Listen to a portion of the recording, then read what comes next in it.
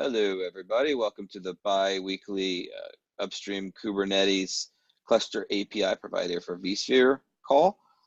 This is an official Kubernetes call, and as such will be recorded and uploaded to zCloud. If you do not want your fine face on YouTube for all time or until the world ends, then log off now. Alrighty, let's go ahead. Let me share my doc.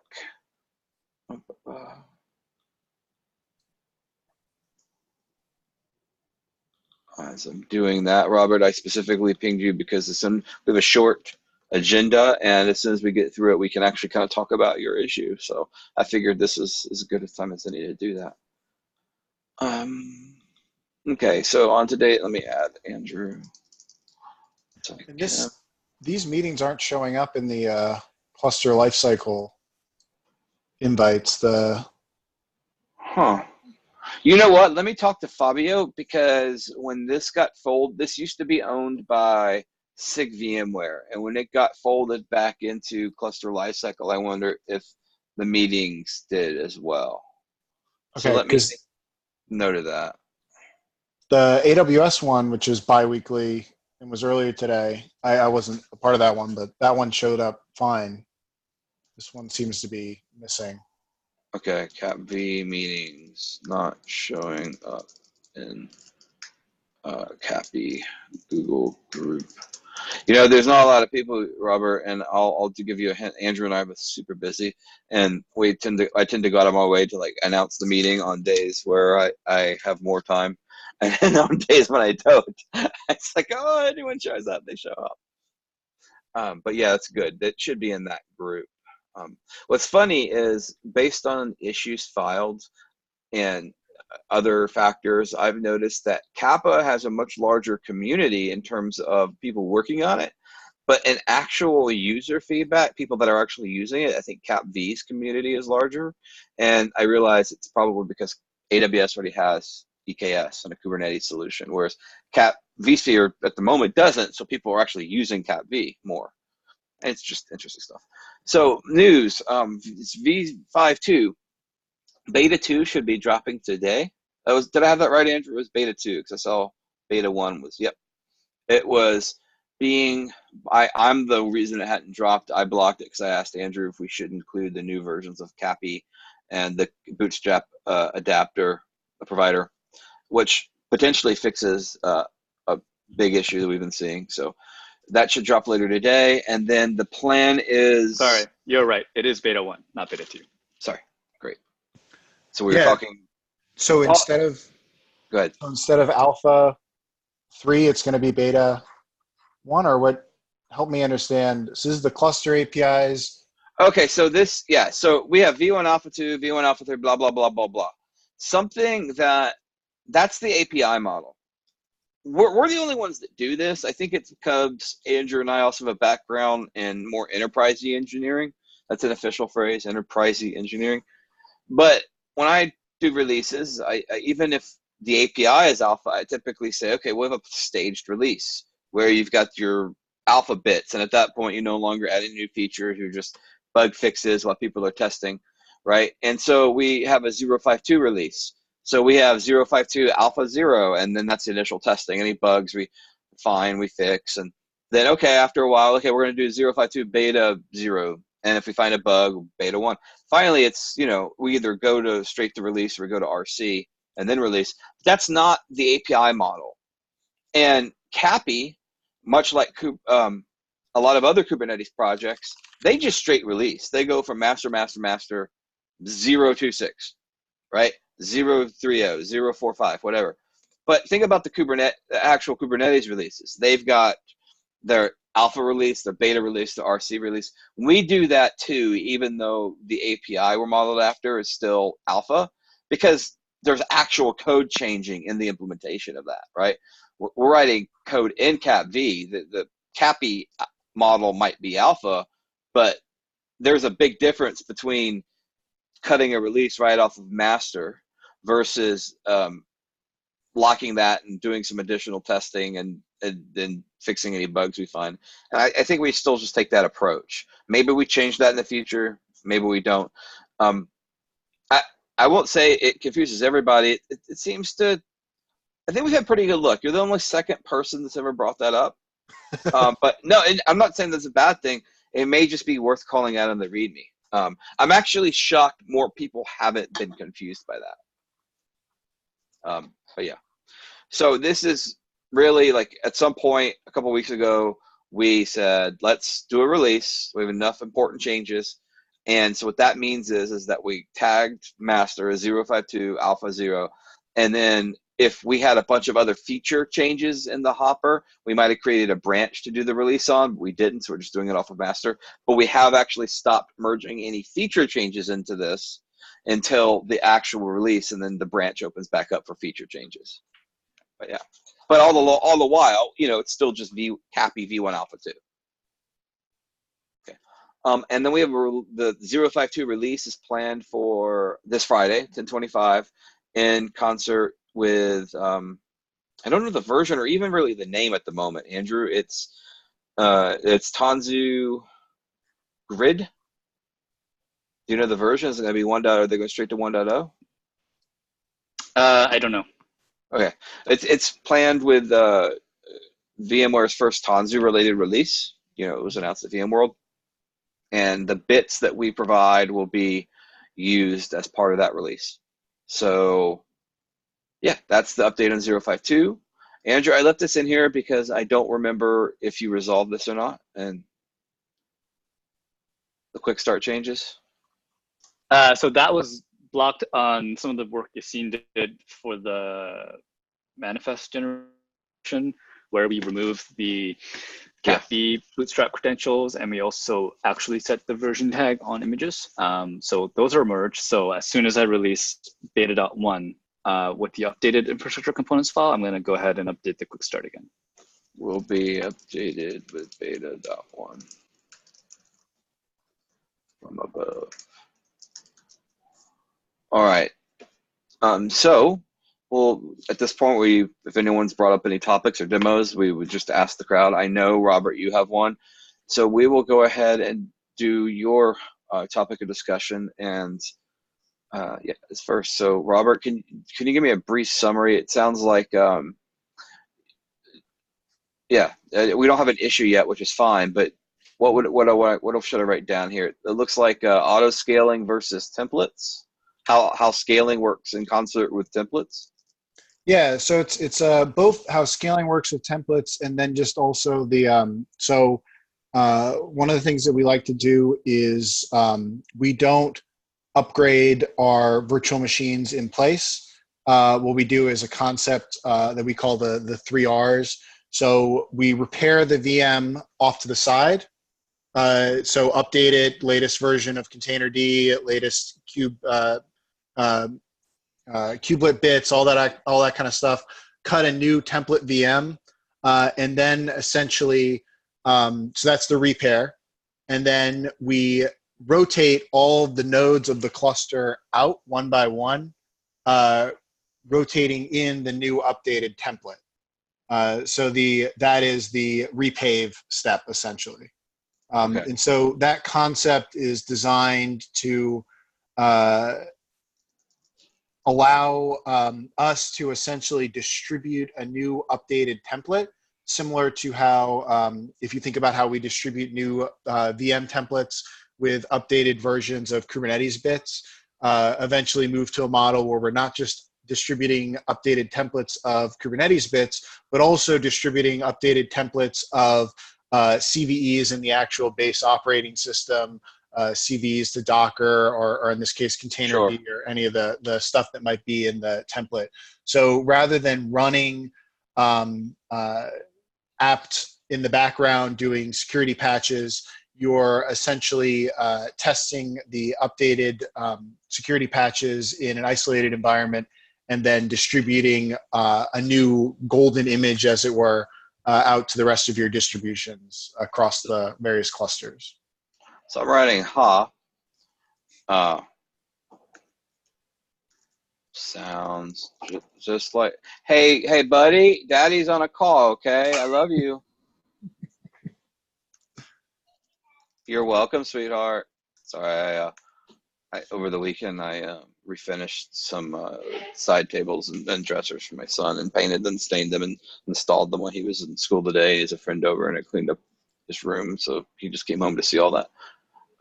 So, Robert, I don't know. Are you familiar with the Upstream Image Builder? I am trying to increase my familiarity with it as days go by. Okay, so I laughed because this is exactly what Upstream Kubernetes recommends.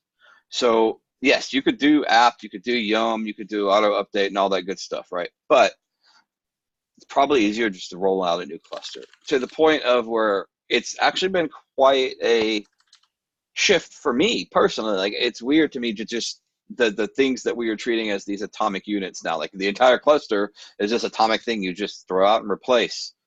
And whether it's the individual nodes or the whole cluster, the idea of building those bits yourself and upgrading those bits yourself, that's fine.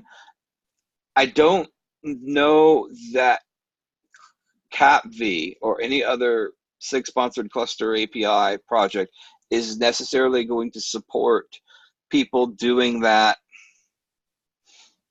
with their own. So I don't know. I would need Tim to say what the current state is on, like, the consensus.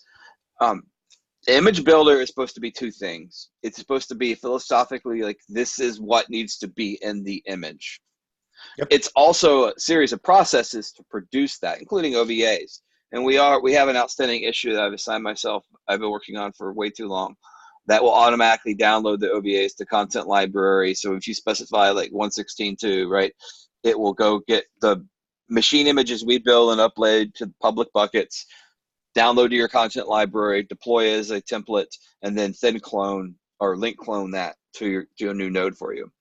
Oh, interesting. Okay. But we do maintain a list of images. Andrew, when you push those new images, see that they get updated. So it's got 16.2s up there. It is. That was the last one I used. Go down. But the readme's No, the readme's out of date. But the bits are there. The readme's not being updated. Yeah. So we pushed 116 OVAs on Friday, but we have to update the README. So if anyone wants to contribute. Yeah, I was just double checking to see what was there. Sorry, I just did. There's a command to list everything. Yeah, we got 16.2, like you said. Yeah, one of us can update the README, and we need to make a note to. Here, let me make a note in our docs, or as action item. So I'm just gonna do note ACUTS remove broken OVA link on main README. Update list of OVAs. Anyway, my point was, I was not sure if the consensus from the community was that we support this philosophically, as this is what your image has to look like, and the implementation might be the design for that may simply be inferred from the reference implementation through Packer and Ansible. So this is what we support with CAPI. Our Kube Bootstrap provider currently supports an image built from a process that looks like this. If you want to mimic that, or you want to reuse this and make changes, but it must have at least this. So I know their thinking was those templates, right? There's supposed to be immutable. Now, I made a note. You're right. The fields aren't immutable. We talked about a webhook to enforce immutability. We have also, but in Open API, there's an open proposal that will allow people to mark or allow fields to be marked immutable. It probably won't show up in Kubernetes, so at least 118, if not 119, because right now it's just a proposal in the Open API. But so you're right, there's nothing to prevent the modification of those fields. However, the idea is that once a template has been deployed, that you're not supposed to modify it, and that if you need to create anything or any changes, you would create a new template and deploy machines from that. And so that's where I'm trying to understand is, are you seeing issues with that model, or are you trying to modify the template and deploy new machines from that same template? So I am modifying the template and deploying new machines from that template. And it actually looks like, I was going to say it probably technically should work. It's just not what we're saying to do. yeah, I don't think it actually is doing the updated. So what I did in this, and this call started before I could actually test it, but what I did was I started with, where we go? Oh, you're sharing. Never mind. It's okay. I can talk. Oh yeah, I stopped. You can share. All right. So this is good. It's actually good to actually go through something like this, in my opinion. Okay. So I have my machine deployments where I'm keeping the kubeadm configuration the same. And then down on my vSphere template, this originally was 16 gigs of memory.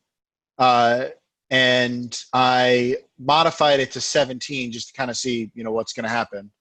And the idea was I want to scale up, because the actual use case is I want to update the template here to say, right, patched or whatever, the next version of template that has been properly updated. And then what I want to essentially do is roll that out. So the current state is that I have a template that has 16.2 deployed. It has whatever amount of memory, 16 gigs of memory. And then I have 4 worker nodes, a part of that cluster. The end state is I want to have the same 4 replicas deployed to that cluster, but I want all of the replicas to be running an updated template. So I'm effectively rolling out slowly to my cluster the new updated version of my OS. But I want to do it strategically so that I'm leveraging existing node health checks and other capabilities in place so that if, for example, the first time I roll out my new VM, it doesn't ever join, it fails, I want to stop the rollout. So basically treating the VMs exactly like I would treat pods in a deployment. Yeah. Yeah. So I recall hearing at some point, but I haven't experimented with it, that the kubeadm config templates, or like the machine templates, are supposed to be immutable. And so if you wanted to point your deployment to a new template, you have to actually create a new one and then update the template name in your deployment. Even if he was creating new machines and pointing to an old one that changed, what I'm concerned about, Robert, is the way those core CAPI controllers, they have a link between all those objects. So like the machines you've already deployed are going to be linked to those templates. Hey, Andy, thanks for joining. They're going to be linked.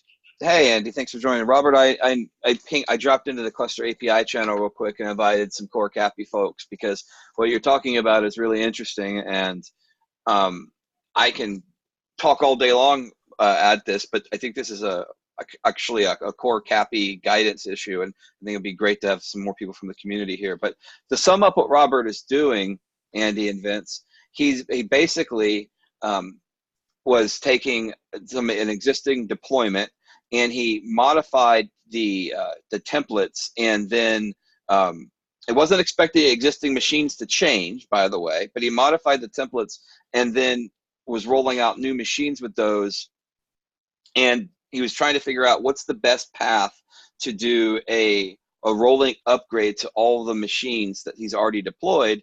And Andrew and I were saying, well, templates are supposed to be immutable, and we understand the accepted convention is to create new templates with new settings. But I think we were trying to understand was, if you have a cluster, I mean, we think that's what you're supposed to do, but this is the first time we've encountered someone actually doing that, and we want to understand. So moving forward, we have the, not what we think we're supposed to do, but what is the accepted convention here? Yes, you are correct. We have plans to document this, but have not yet. So the machine template and the kubeadm config template are meant to be immutable.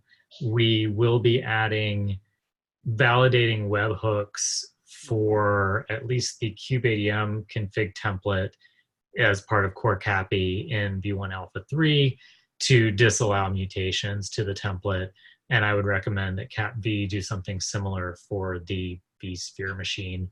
We discussed that before you joined. That's what we thought about doing. Yeah. And then a rolling update would be you take an existing machine deployment and the vSphere machine template and the kubeadm config template, copy the two templates and give them new names and adjust the details however you need, and then do a single update to the machine deployment where you change the references to those two newly created template resources. And to the existing machine deployment, you said. Mm-hmm. Okay.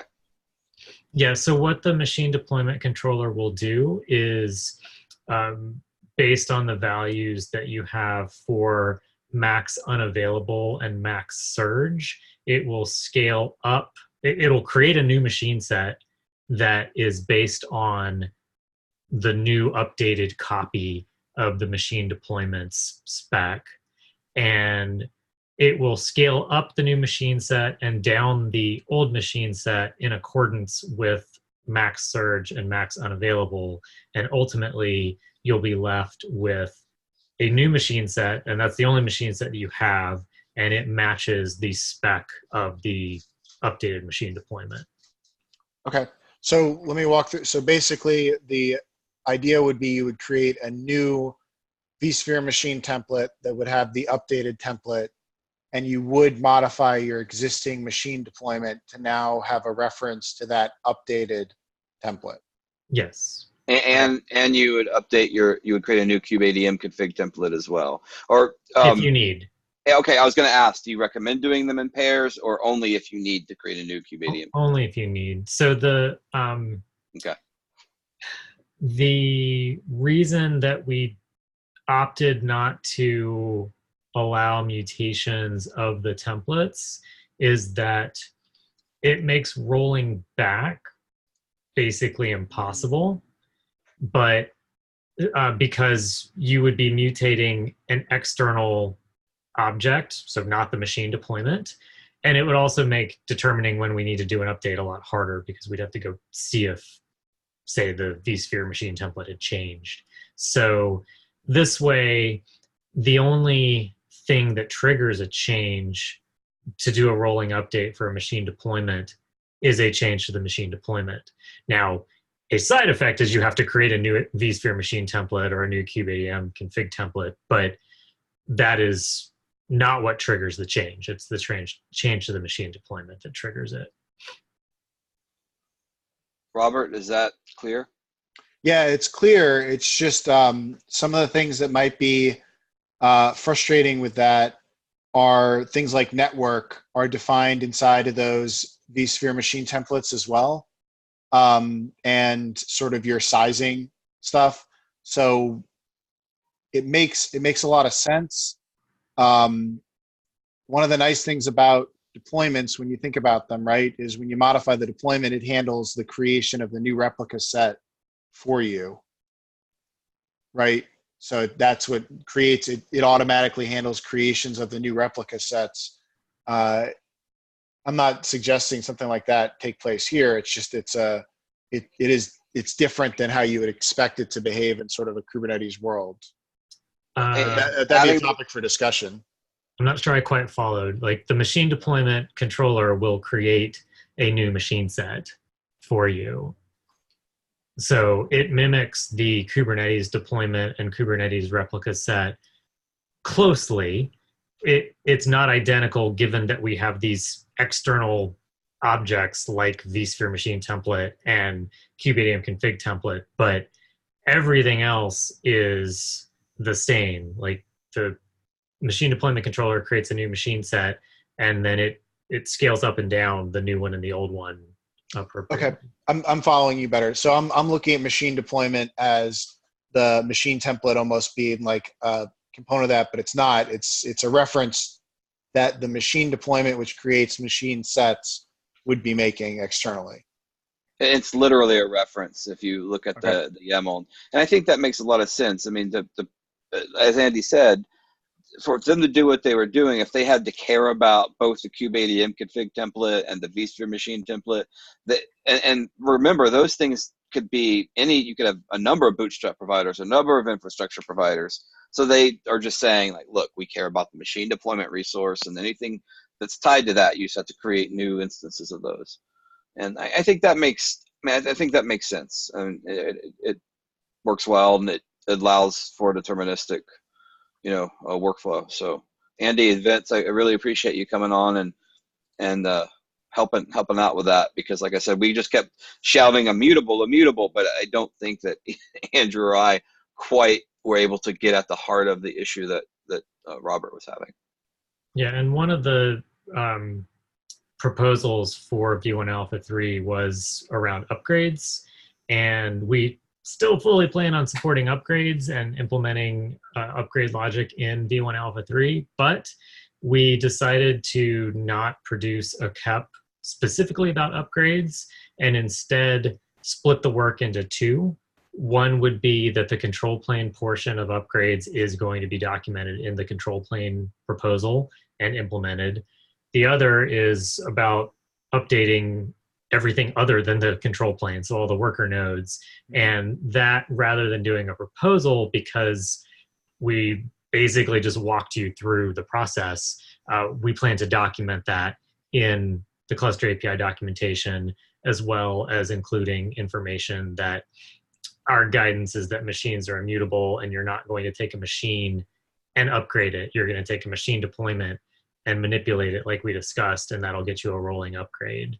And all of that we plan to document. We just haven't yet. I can account for the little time in each day after we handle everything else in Cappy, and Vince and Andy handle more than most. But yeah, that sounds great, Andy. Again, we really appreciate it. And I said before you joined the call, it's been quite a change for myself, thinking like with Kubernetes, the atomic unit of what we upgrade went from sources to packages to containers, and now it's just entire machines, and soon it'll be clusters. Oh, you have a CVE, just replace the cluster. Like, it's like our phones these days. Just, oh, it's cracked, just replace the phone. Yeah. All right. I really appreciate it, and I don't think we need to bother you any longer, Robert. I think that pretty much describes or handles your use case, right? Or the issue you were. Definitely. Yep. So basically, copy the vSphere machine template, give it a new name, and then update the machine deployment referencing the new vSphere machine template. And it should actually. So will it actually do the rolling update for the whole thing without needing to change the replicas? Yeah. Okay. I'm excited to try that one out. It'll handle scaling up and down if you change replicas, but if you keep that constant, then any changes to the portion of the spec that we take into account for changes, which I think is basically everything but replicas, right, Vince? Yeah, I think so. Yeah, so I think like you could change the labels maybe, and that would trigger it. But yeah, certainly if you were to change anything from within the machine deployment under spec template spec, which is basically the machine spec at that point, anything you change in there will trigger a rolling update. Yep, I'm doing it right now. Just added an S to the end of the templates. Well, it's just like an iPhone, right? It's the S. It's rolling. That works. All right, thank you, Vince. Thank you, Andy. You're welcome. Yep. See ya. Yep. All right, Robert. Let us know how that goes. I mean, you can feel free to stay on or jump off at this point. Andrew and I will probably look at a few issues for the upcoming release, but beyond that, I don't know that we'll go over much more. And you can just let us know in Slack how that goes. Yeah, it looks like it's slowly going along, but I'll let you guys know. All right, thanks for. Yeah. By the way, real quickly, what I've been telling people about templates are, I view them as almost categories or classifications, where you might have your small, medium, and large. Where it gets confusing is, okay, you set all your categories up and you've deployed clusters. Crap, small should have one change. Oh no. Now you've got all these clusters deployed. templates do work like that, but the moment you need to make a change, you can't just call it small. Now it is small v2 or whatever. I'll bug them about this on Slack, or you're free to do so. One thing I meant to ask Andy was, once the machine deployment has completely rolled through and updated everything using the new templates, can you delete the old template and then reuse its name next time? I'm not sure what the answer is there. I assume you could, but I don't know. So one thing that you could always look at is if you had essentially a vSphere machine template deployment that stamps out vSphere machine template sets, right? So if you were to then modify your vSphere machine template, it could stamp out the new one for you, right? Then essentially your vSphere machine templates would be mutable, and you would have historic. Can you repeat that? I don't know that I understood that.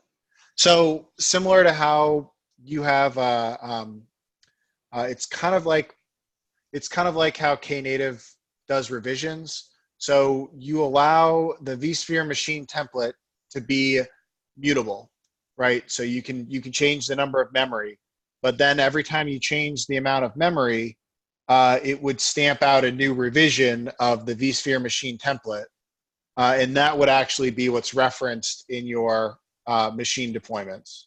Yeah, no, I get it. It's a template generator. Yeah, it's a template template.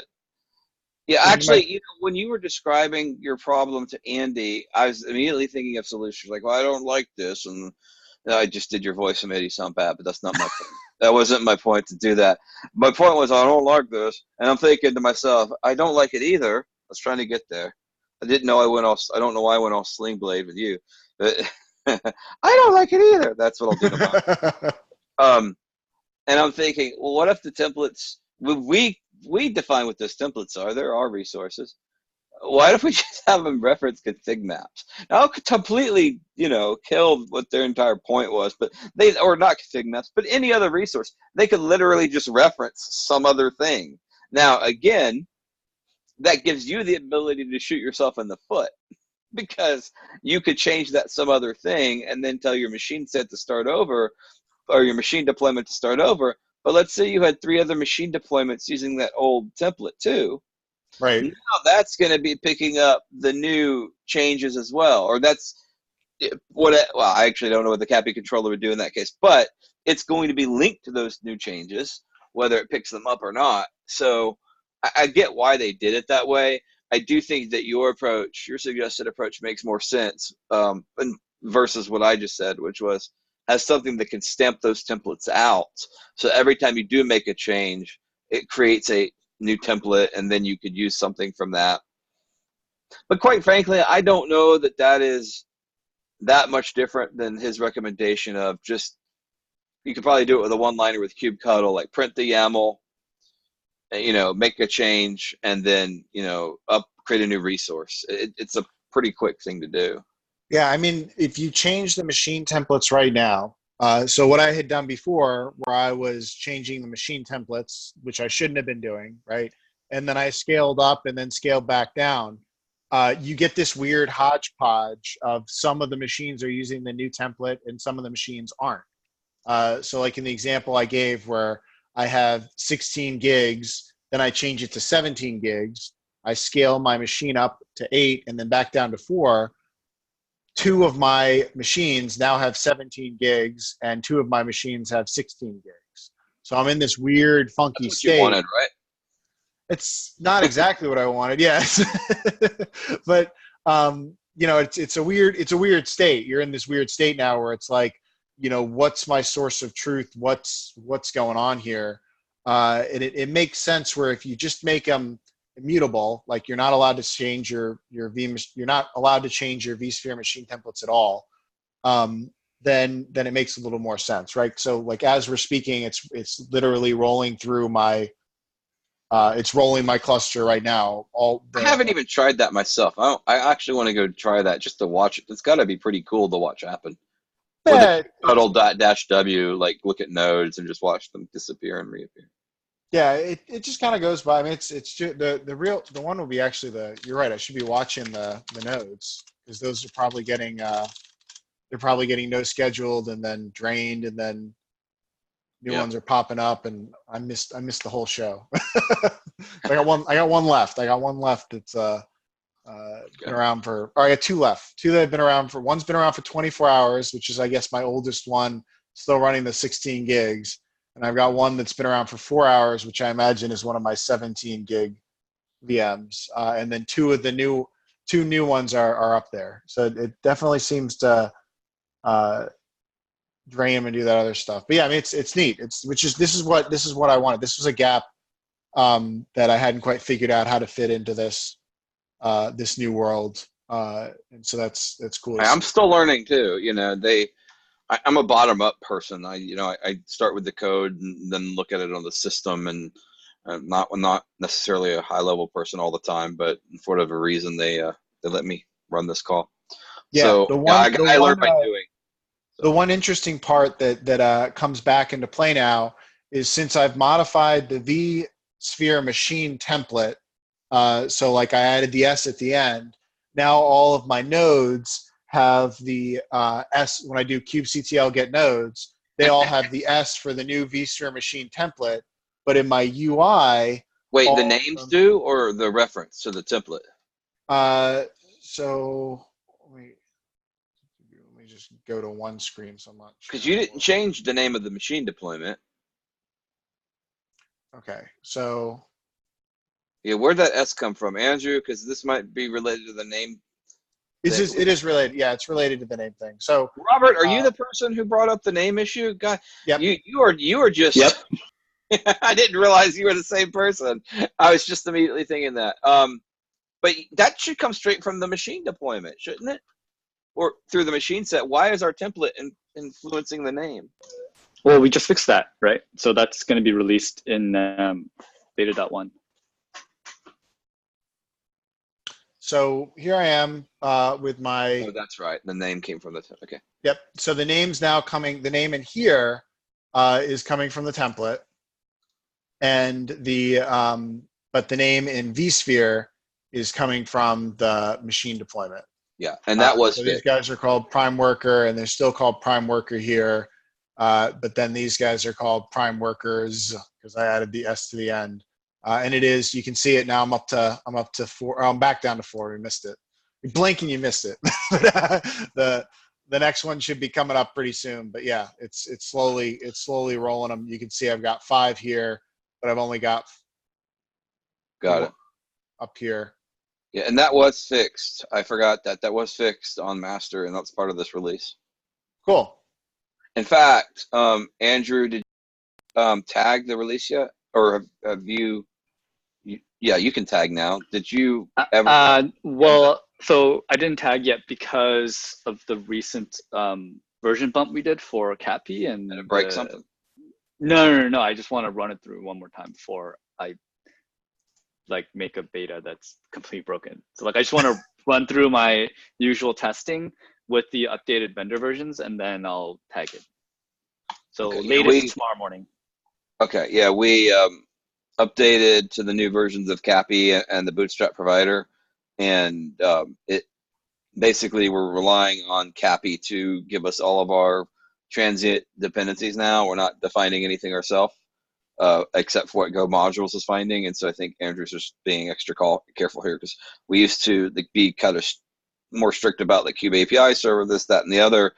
And they worked a lot of the stuff out on their end. And so we're kind of in line with what Kappa does and KubeADM does now, which is better because you don't, it's always a pain in the butt to have to figure out what combination of these things work together. I'd much rather literally we need to do an update, nuke go.sum and nuke all the versions except CatP and the Bootstrap provider and just say make modules and it figures it out. That's better, but that was part of this change to get these new versions. So I think Andrew's being a little more careful. So yeah, but did you merge it yet? Yeah, it merged. Emerged. So my point is, Robert, that if you pick up the image off. So we have images that are /release, and then there's /CI. The /CI images are the images off of master. So if you pick up the /CI image, it's going to be the one with the, well, and if you pick up the /CI image today, even before that merge, it's going to have that name fix in it. So you could try making sure that works. In fact, Andrew, I know you tested it, so I know it works. But I'm just letting Robert know if he wants to play with it, he can pick it up off of master. Right. And then tomorrow we should have a beta too. Yeah, I don't recommend testing off master because there's a lot of no, like the workflow is annoying because you have to like update the provider components file before you bootstrap your cluster, and there's a lot of things that you to do manually to get it working, and like it's very error prone. So depends on that one. I'm just curious about that. Do you mean through the quick start or through the generate.sh? Because if he has the /CI manifest image, it's going to have the correct links in it. That's why we did that, right? I think so. I haven't tested that part, so I don't know. Yeah, I mean, you'd think I could also just change the provider components YAML and then apply it to my management cluster too, right? I don't need to. I've got my management cluster. I don't need to bootstrap that over again. Well, what he say? Go ahead. Yeah, like if you're just testing that part, you could overwrite the image. If you've already got the management cluster set up and everything. Yeah. I think so. Yeah. Yeah. That's but like but I still don't advise that, because if we're going from like 5.1 to 5.2 and then we change something in the manifest generator that we want applied in the provider components file that requires more than just an image update, like we also want to pull that in. So got it. Yeah. So if you actually change like the args being passed, I think which you did in a previous release. Or I know we pulled like remove storage class or things like that. Yeah, good point. Yeah. But well, so like you said, it's like a phone. Just throw it away and get a new one. Well, yeah, and one of the reasons that we share my screen again. One of the reasons that we created the manifest generator, even though we're moving away from it to using just infrastructure components, but the manifest generator. So, like, if you took this right here and replace release with CI, that is the version of it off of master, and any manifest image that you use is going to generate the components that point to a manager compatible with what it generated. That was the whole point. Whenever we release a manager image, we're releasing a manifests image. Andrew, I know what you were thinking of. Where we get into trouble is where we've made an update to the manifest image that isn't reflected in the getting started guide. Either it's redactive or additive. And so you might have an older manifest image or a newer manifest image, and the getting started guide hasn't been updated, and you're just using the instructions from the getting started guide, and those are no longer compatible with the manifest image. But like if I took this right here, let me just share my entire screen real quick, and we can end the call with this. Won't do any triage. I found this is more interesting than triage anyway. So if I do this and change this to CI, the latest.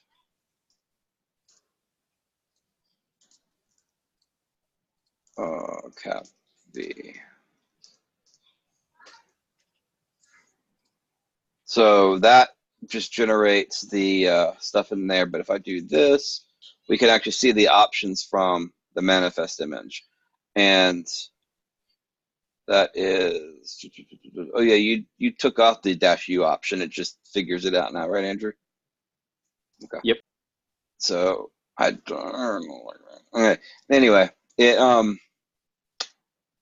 yeah. So if we generate this and just call it /c cuts to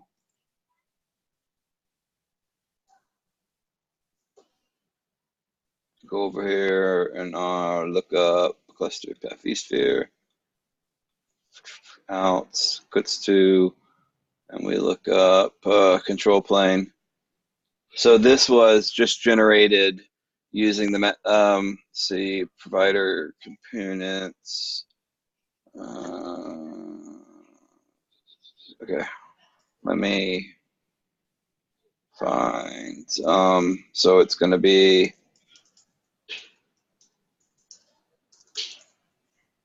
So you can see that it. Yeah. Right. You can see that it actually creates it for using the. That is actually the image that manifest image was created with. So looks like 5.1 was never annotated tagged on master. We need to merge that back through. Anyway, so that was sort of the purpose of that, so that you can take a manifest image and create components. But the yeah, it's not great for just uploading a cluster, like an existing management cluster in place. And I really don't know, Andrew, what we'd have to think about that, because we do with new releases publish an infrastructure components file, which is like the provider components, but it's only the cap v components. It's not cappy or cap, the bootstrapper. But even that, Yeah, this is all this is the UX of upgrading components and everything. well, Is that's all specifically the being, management portion of, like, upgrading the management portion, right? Like that's specifically what we're referring to here, the upgrade of the management. Like, I don't yeah. really So cluster that. CTL v2 is supposed to address some of this, but as a whole, yeah, we don't have good documentation and good steps you could follow to upgrade that. So work And in progress.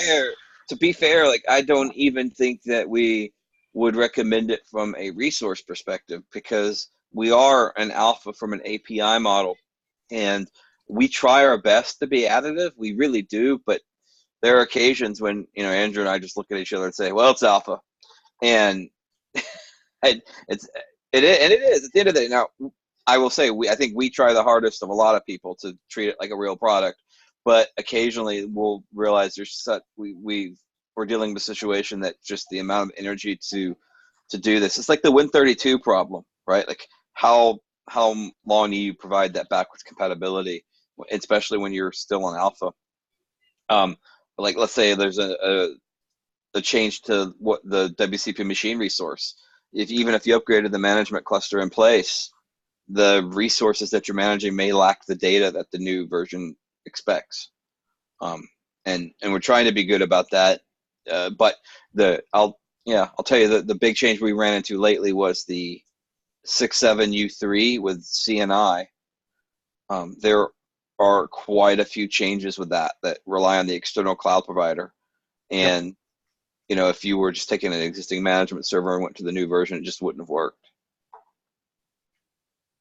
Well, did that effectively, I remember you had an issue on that that is effectively now you need to have 6.7 U3 to use cluster API?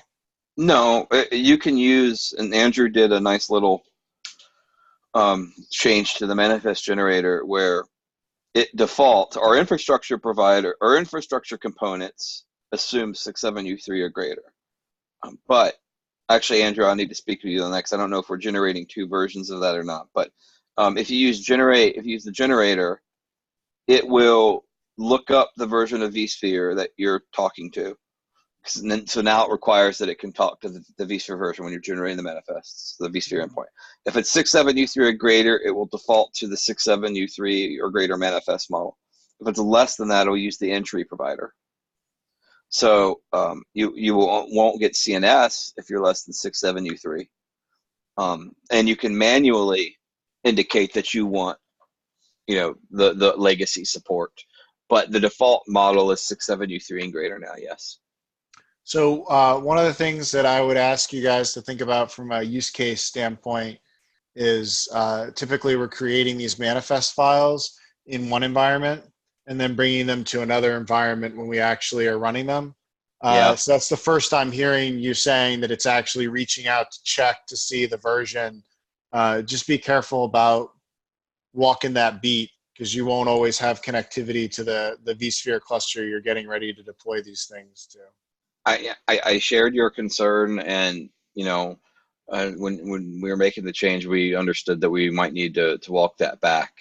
But yeah, that's why originally it was a flag, and now the cluster cuddle, of course, you have to have connectivity when you're doing the deployment. But yeah, I think Andrew has made the valid point before that I don't know if it's still true, but when he made it, it was that I think Cappy's right, like only project I know of that does so much of this generation for you, the manifest generation. Most of the Kubernetes projects, like they're the Go docs, go figure it out. And Cappy really tries to make it a lot easier. So I agree that it would be nice if that was option, and maybe we can think about re-adding that with an additional flag or a hidden flag or something. I don't know.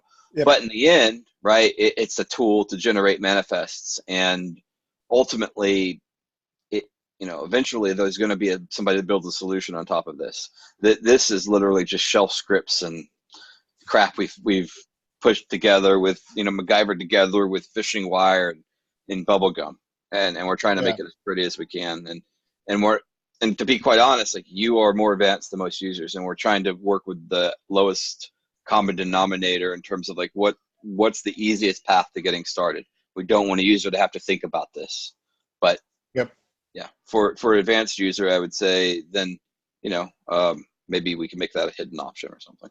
Yeah, no, I mean, I appreciated the manifest. It took a little while for things to click for me, so I was definitely using the manifest for a while.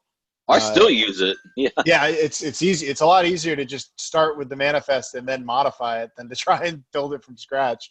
Hell, I still use the kubectl run for when I'm creating services or deployments, other things, just because it's a lot easier than trying to type out API version kind and all that other stuff. But the other one that'd be an interesting gotcha to think about that I encountered, my vCenter was 6.7 U3, but my ESXi host was not. So when I ran the manifest generator, ran it thinking that I had a 6.7 U3, which was nice because I wanted to use the new CSI stuff. But then when I tried to actually deploy it, since the host was not running 6.7 U3, it was actually back on 6.7 U1. The CSI stuff was failing. Okay, can you find an issue? Because that's actually something we should either document as hosts need to be at a specific version. But yeah, we can do that. By the way, I just looked at the code. It looks like the most recent change that was made, you can run that generate.sh script outside of the manager. And if the go vc command is not found, it assumes it's not 6.7 U3. So that's one thing you can do, is just don't let it see the go vc command, and it won't use it. Yeah, I'm a bit of I'm a rebel. I have my go vc stuff in my bash. Yeah, no. Anyway, I was just looking at it, but maybe we could do something with an environment variable that overrides it or something, so it's not a flag, but for people who know about it, they can set it. Yeah, you can see me fumbling around in the vSphere provider, or the provider vSphere channel, trying to figure that one out from over the weekend. Yeah, and again, if you could please file, I'll make a note here. If you could please file an issue on, I'm going to make a note here, Robert. And with that would be in the cluster provider one. Yeah, file issue with cap v on version check against vCenter plus ESX hosts. Yeah, we'll have to think about that, because to know that, we'd have to know, like, we'd have to look at the data set. We'd have to look at all the information and figure out, like, okay, well, he intends to install it to this cluster. Now, we basically have to do an LCD check on the hosts to look for the lowest common denominator, because 4 of them could be at 6.7 U3, but if one is at 6.5, then none of them, because since your cluster is your storage domain, and Andrew is newer to VMware than I think you probably are. Oh no, I've been only using VMware stuff for like a year now, so it's okay. pretty new to it. Well, Andrew, what I was saying is that a cluster is a host with shared storage and shared network. Hosts with shared storage and shared networking. But the hosts don't have to be at the same version, and they will operate in an LCD manner in terms of features. So when you have a cluster, it's typically like your vMotion domain, your DRS domain, your HA domain. because the clusters can use shared storage for heartbeat, shared networking. Obviously, the VMs need to be able to answer the same networks as they get vMotioned between hosts. But because of the LCD feature capability, we do probably need to think about that, or just document, hey, we're going to check the vCenter version only. And if we do that, then I do think we probably need to think about re-enabling a more forward control over what version you're generating for.